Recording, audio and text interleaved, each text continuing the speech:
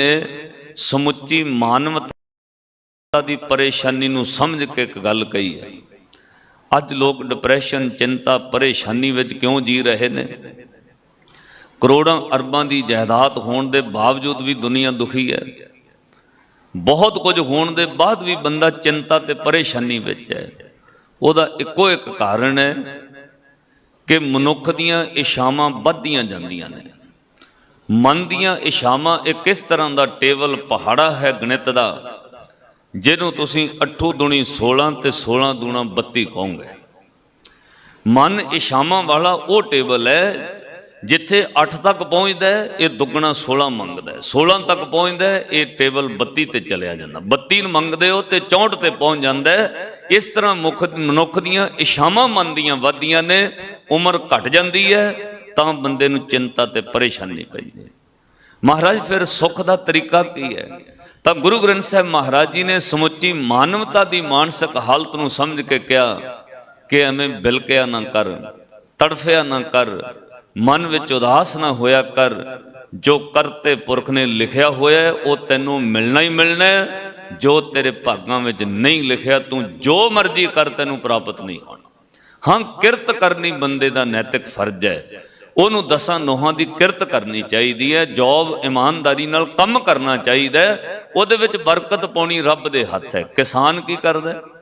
बीज बीजदा, पानी लाउंदा है, खाद पाउंदा है, पर मैनूं कोई किसान दस दिओ जिहड़ा कणक दे विच सिट्टे ते दाणे पाउंदा है। दाणे तां कुदरत पाउंदी है। रब चाहे ते ना पवे, रब चाहे ते सुंडी पै जाए, रब दा हुक्म हो जाए ते पक्की पकाई फसल भी किसान दे हथ नहीं। इसलिए बंदा ते किरत कर सकदा है, पर दात विच करता पुरख पाउंदा है। मनुख ते सिर्फ मेहनत कर सकदा है, वो भी ओदी किरपा नज़र नाल उहदे विच बरकत जिहड़ी है वो अकाल पुरख खुद पाउंदा है। इसलिए महाराज ने बंदे दे मन नूं शांत करन लई कहा, जा तेरी सारी परेशानी उतर जाएगी, अपने मन नूं समझा, एवें तड़फिया ना कर। जो भागां विच लिखिया वो मिल के रहेगा, तेतों कोई खो नहीं सकेगा। जो नहीं लिखिया तू लख कोशिशां करके भी प्राप्त नहीं कर सकता। इसलिए मन नूं शांत करके जप सतनाम श्री वाहिगुरु। हजूर ने क्या मन मूर्ख काहे बिल लाइए। हे मूर्ख मना क्यों तड़फदे? कादे लिए मैं दुखी हुना रहना सोच सोच के?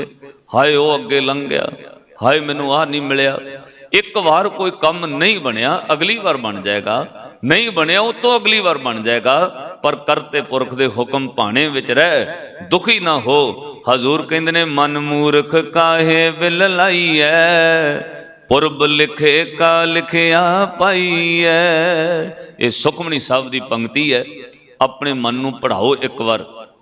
कोई भी चिंता परेशानी होवे ना, आ नहीं काम बनता, ओ नहीं हुंदा, आ नहीं हो रहा, हाय आ किवें होएगा, सब कुछ परमात्मा ते छड्ड के कहो मनु, मन मूर्ख काहे बिल लाइए, मन मूर्ख काहे बिल लाइए, मन मूर्ख काहे बिल लाइए, मन मूर्ख काहे बिल लाइए, पुरब लिखे का लिखिया पाइए, पुरब लिखे का लिखिया पाइए, पुरब लिखे का लिखिया पाइए, पुरब लिखे का लिखिया पाइए। महाराज लिखिया किया कहते ने दोए चीज़ां लिखियां ने, उदास ना होया कर।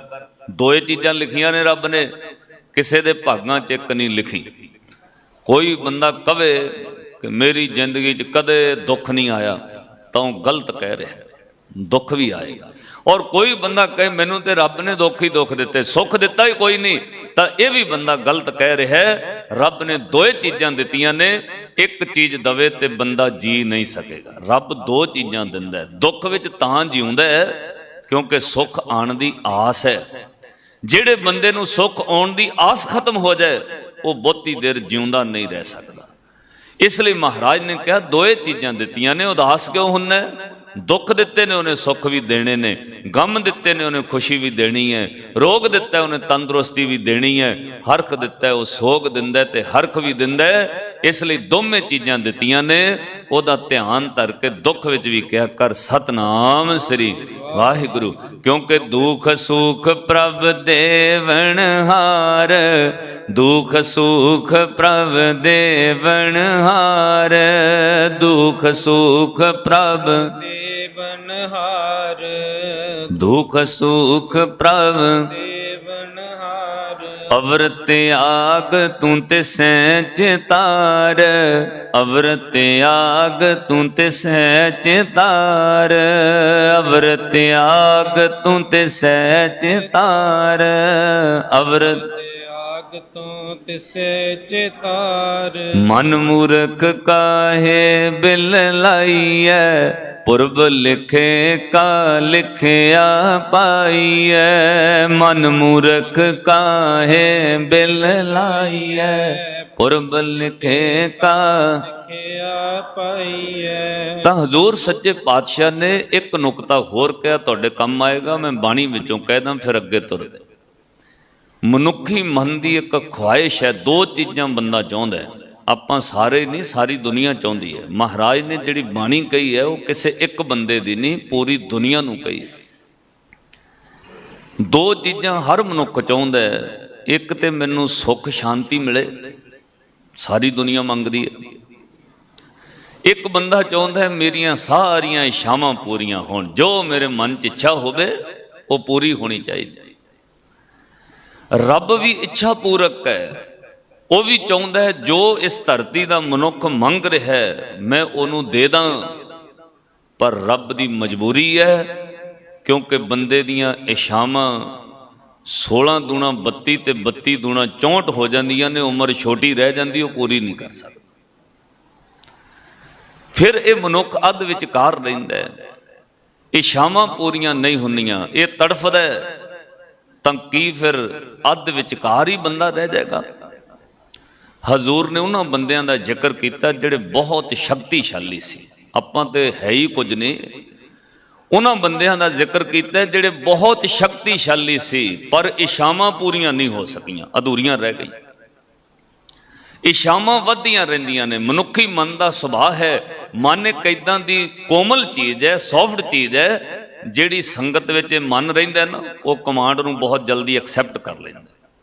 ਜਿਹੜੇ ਦਾਇਰੇ ਵਿੱਚ ਥੋੜੇ ਦਿਨ ਮਨ ਰਵੇ ਉਹਨੂੰ ਐਕਸੈਪਟ ਕਰ ਜਾਂਦਾ ਹੈ। ਜਿਹੜੀਆਂ ਚੀਜ਼ਾਂ ਨੂੰ ਮਨ ਧਿਆਨ ਨਾਲ ਗੌਰ ਨਾਲ ਵੇਖਦਾ ਰਹੇ ਉਹਦੀਆਂ ਤਸਵੀਰਾਂ ਅੰਦਰ ਉਤਰ ਜਾਂਦੀਆਂ ਨੇ। ਮਾਇਆ ਵੇਖਦਾ ਹੈ, ਉਹ ਚਾਹੀਦੀ ਹੈ, ਮਨ ਮੰਗਣ ਲੱਗ ਜਾਂਦਾ।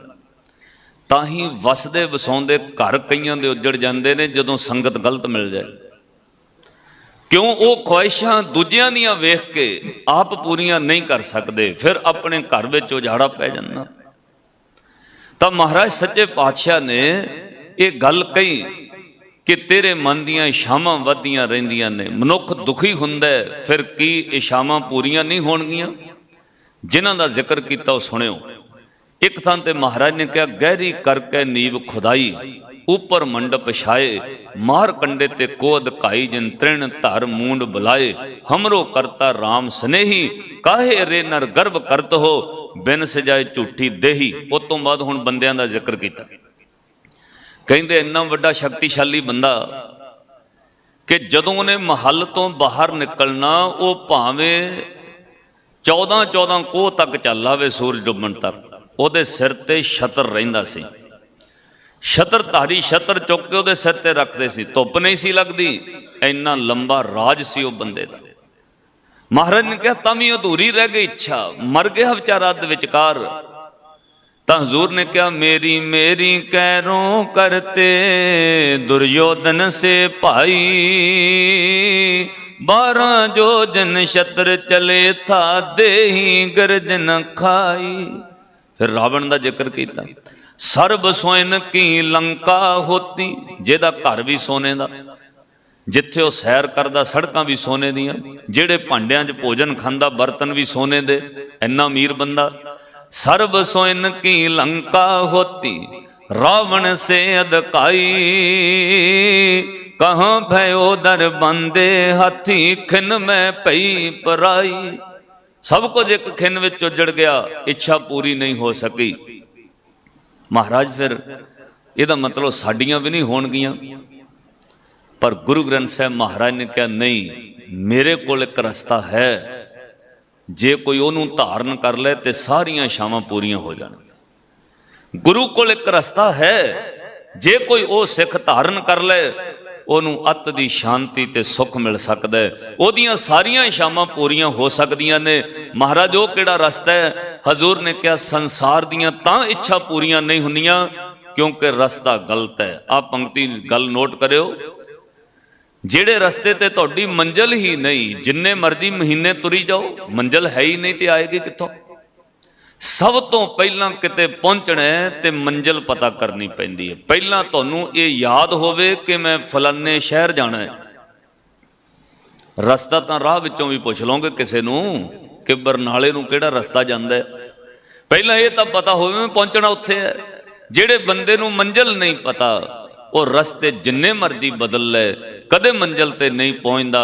हजूर ने कहा जे तेरी मंजिल ही गलत है तां रस्ते जिन्ने मर्जी बदल नहीं, तेरी मंजिल कुछ होर है, तू रस्ता होर चुनिया होया तां दुखी हुंदा है। महाराज फिर रस्ता दस दिओ। हजूर कहंदे सुख ते शांति भी मिल जाएगी, सारियां इच्छावां भी पूरियां हो जाणगियां। की करना पैना? तो महाराज कहते साच नाम आधार मेरा, जिन भुखा सब गवाइया। पढ़ो अपंक्ति, सच्चे नाम नू जप, तेरिया भुखा मिट जानियां, सुख शांति मिल जानी ते इच्छा पूरी हो जानी। हुण होर किसी तरीके नाल नहीं होनी, रस्ता ही होर पकड़ लिया नहीं पूरी होनी। रस्ता आ पकड़ के उठद्या बहिंद्या जप सतनाम श्री वाहिगुरु, सच नाम आधार मेरा, जिन भुखा सब कर शांत सुख मन आए वसिया, जिन इच्छा सब तेरिया सारियां इच्छावां पूरियां हो जाणगियां। पर सच्चे नाम नू आधार बना के किरत कर्म करदियां पर